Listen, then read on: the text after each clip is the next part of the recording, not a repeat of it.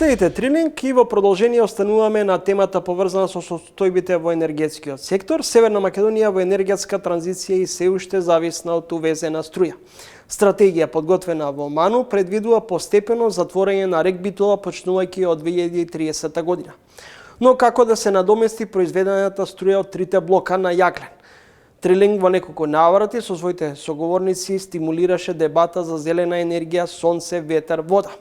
И покрај експанзијата со фотоволтаици, ветерници, во системот на зелена енергија не достига големиот хидроенергетски систем Чебрен. Пропадна последниот обид преку приватно и јавно партнерство да се гради овој важен хидроенергетски систем.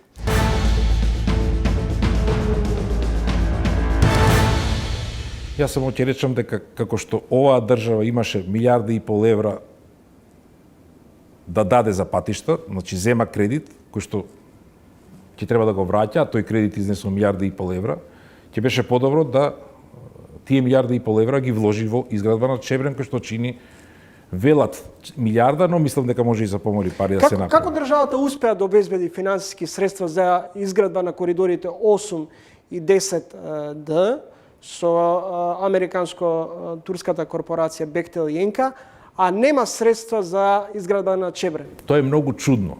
Ме разбирате, тоа исто како да на некој инвеститор што во патишта му ја дадете делницата Скопје Тетово Гостивар и врз база на тоа што ќе го приходува од Тетово Гостивар да го гради коридор 8 и коридор 10. Овде се дава ХЕЦ Тиквеш и кажав што уште друго се дава на тој што ќе го гради ХЕЦ Чебрен. Енергетски објект е секогаш полесно се добие кредит, тоа што кредит за патишта. Значи, ваму каде што е полесно да се добие кредит, не одиме со кредит, а ваму каде што е потешко да се добие кредит, каде што патиштата не е сигурно дека се рентабилни, одиме со кредит. Значи, оваа држава најдобар доказ дека има пари за Чебрен е што ги гради патиштата. Како што има пари да се градат патиштата, сигурно велам има пари да се изгради Чебрен и да биде наш. Па ние да раководиме и со струјата, и со водните ресурси во сливот на реката Црна река. Има уште една контравеза, ова е сериозен тест за јавно-приватно партнерство, но правниците велат дека тоа може да се склучи само за 30 години, а концесијата за Чебрен е двојно подолга.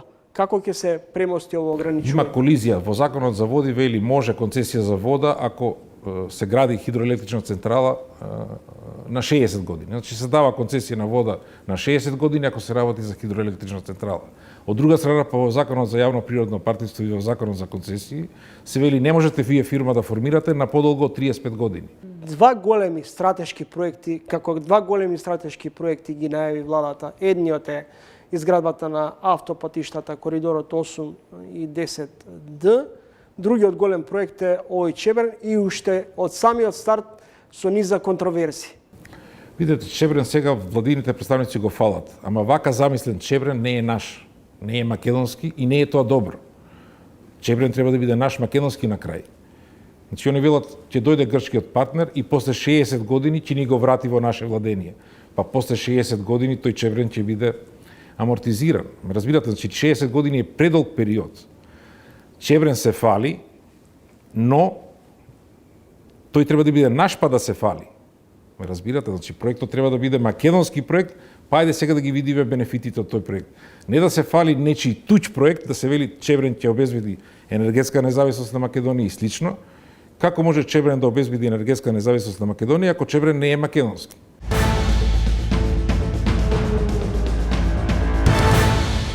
Пропадна и тендерот со Чебрен, со грчкиот потенцијалниот грчки инвеститор кој во последен момент се откажа.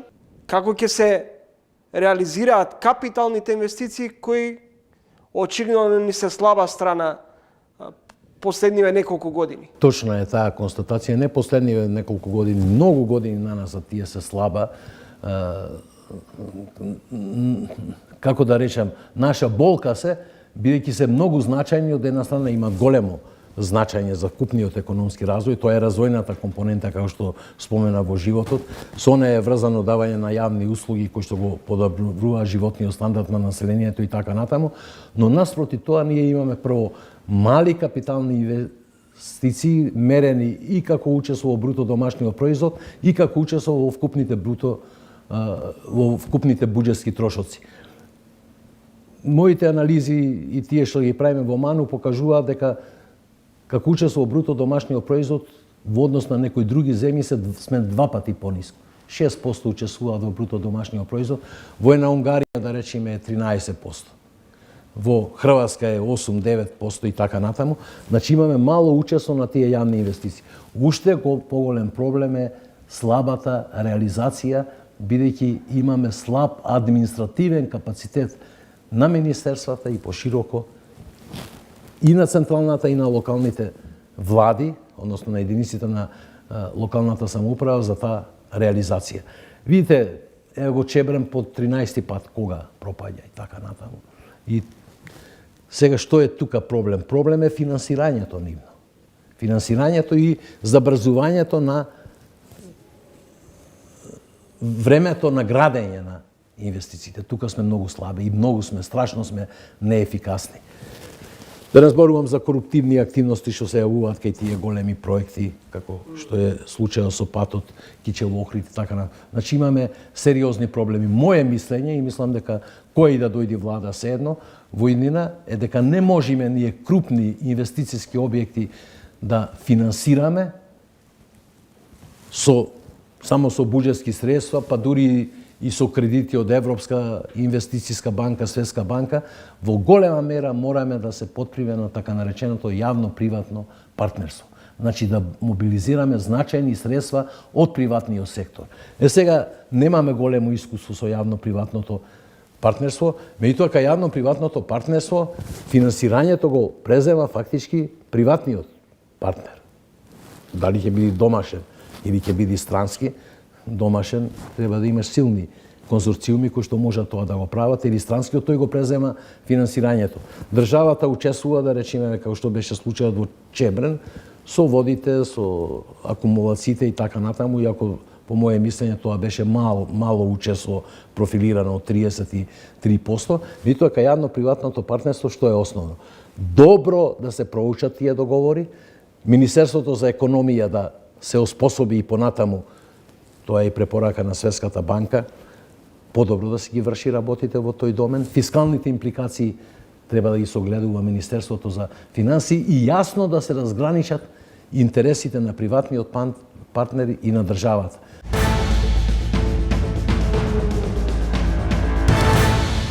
Дали во услови на фотоволтаична треска може да се субституира неизвестноста од увозот на струја? Да, може со фотоволтаиците, може да се намали увозната зависност, особено во летниот период.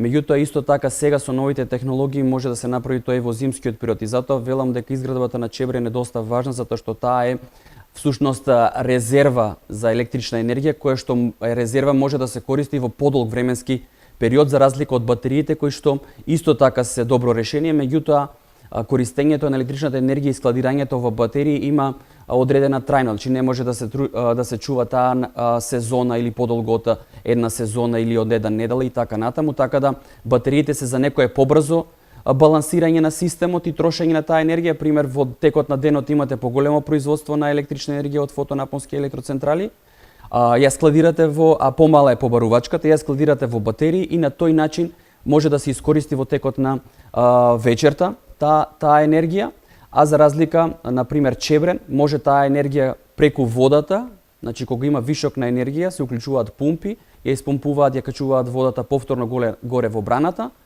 и може да стои тамо, може да стои една сезона, една година и така натаму, и кога имаме недостаток да се користи таа енергија за производство на електрична енергија. Неодамна МЕПСО предупреди дека не ќе може да го преземе и дистрибуира овој тип на струја. Зошто? Да, согласно сегашните капацитети, ние како држава сме среќни затоа што имаме доста електроцентрали, хидроелектроцентрали кои што се со акумулации и тоа ни овозможува одредено чување на водата, да можеме да ја користиме кога ни е потребна. И сега тој капацитет не можеме до бесконечно да го искористуваме. Според најновата пресметка која што ја направи МЕПСО, може некаде околу 1300 до 1500 мегавати да влезат во системот без дополнителни, ајде да кажам, инвестирања во капацитети. Меѓутоа, ако сакаме повеќе од тоа и ако сакаме дополнително да ја намалиме увозната зависност, мораме да го изградиме чебрен, мораме да ставиме батерии за да можеме да го контролираме системот. Значи да се обезбедат резерви за контролирање на системот, за балансирање на самиот систем. Македонија е енергетски зависна држава. Колку фирмите, компаниите што ја дистрибуираат струјата, увезуваат јаглен и газ, директно ги на некој начин ги саботираат напорите за инвестиции во обновливи извори на енергија? Па не би рекол дека фирмиве со увозот на јаглен ги саботираат инвестициите во енергетиката, затоа што видовме во претходната година што се случи, колку многу се инвестираше во енергетски капацитети, особено во фотонапонски електроцентрали. Според поdatоците од регулатора, некаде 100 до 150 нови капацитети на обновливи извори треба да влезат, односно 100 веќе до заклучно со 31.12.2022 година произведуваат. Голем број имаат извадено лиценци и оваа година до крајот на годината се очекува овој капацитет да достигне некаде можеби до 350 мегавати, зависно од динамиката како ќе се реализираат проектите. Меѓутоа се прилично инвестира во обновливи извори и голем број од компаниите всушност кои што се индустриските поврзани со индустријата инвестираат во капацитети за производство за задоволување пред се на своите потреби, а вишоците ги продаваат.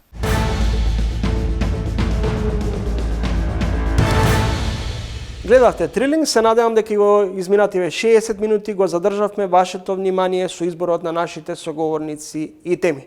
Довидување до идниот петок во исто време. Во меѓувреме, читајте на trilling.mk.